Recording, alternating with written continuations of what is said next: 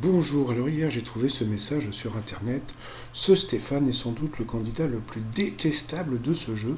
Il a un melon incroyable, mauvais perdant, prétentieux, et la production l'aide à chaque fois à ne pas être éliminé quand il passe au rouge. Bon, vous allez me dire, mais des messages comme ça, il y en a des tonnes.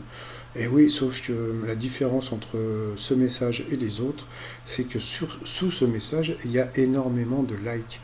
Et ça, c'est vraiment très rare, parce que d'habitude, bon, bah, il y a des gens qui disent, voilà, c'est truqué, etc. Mais bon, là, de balancer que c'est le maître de midi le plus détestable et d'avoir autant de likes, eh bien, ça craint quand même. Donc, bienvenue dans la famille des 12 coups de midi. Donc, le maître de midi qui pleure quand il gagne 30 000 euros sur des questions de bébé, le candidat qui s'applaudit, le candidat qui met un doigt au ciel quand il a des questions de bébé, et puis alors là, ça c'est bon, le pire, hein, encore hier, hein, donc bon, bah, un coup fatal, il a répondu à deux questions, et puis bon, le doigt au ciel, même pas un petit mot pour la candidate, voilà, donc il aurait pu l'applaudir, il aurait pu lui dire, bah voilà, quoi, nous passons, et ben non, donc bon, tant pis, on va dire que c'est sa façon d'être, mais bon, c'est sa faute, hein, quelque part, si les gens ne l'aiment pas.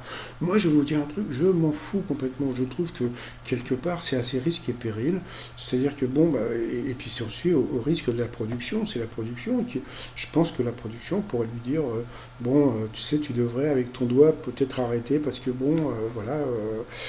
Et puis bon, pareil, je sais pas, quand tu défonces une candidate et que tu as répondu qu'à deux questions, bon, sois un peu plus élégant. Mais bon, passons. Et puis comme on peut voir, un maître de midi vraiment cultivé et classe. Et puis on voit une photo avec Bruno. Mais il faut savoir que Bruno a été autant avantagé, même plus, puisqu'il a gagné plus d'argent que Stéphane. Sauf que bah, Bruno n'a pleuré qu'une seule fois dans tout le jeu. La seule fois où il a pleuré, c'est quand il a été éliminé. Et encore, il n'a pas pleuré parce qu'il a été éliminé. Il a pleuré, c'est parce que Z avait chanté une chanson, parce que tous les gens de la production l'avaient applaudi, parce que les gens de la production, il était tellement gentil et adorable, et bien que bon, bah, c'est le seul truc, le seul jour où on a pu le voir pleurer. Quand il battait un candidat, eh bien, il l'applaudissait, il était élégant, tout simplement. Donc voilà.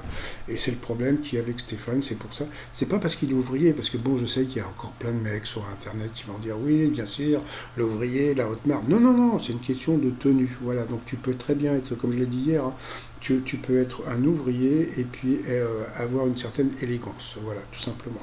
Allez, je vous dis à tout à l'heure pour le résumé des 12 coups de midi. Et là, ce qu'il y a de drôle, c'est que bah, maintenant, vous allez pouvoir voir un petit peu. Maintenant, c'est-à-dire que plus vous regardez ma chaîne, et plus après, quand vous regardez l'émission, vous vous rendez compte quand il y a des arnaques ou pas. Allez, à plus, bye.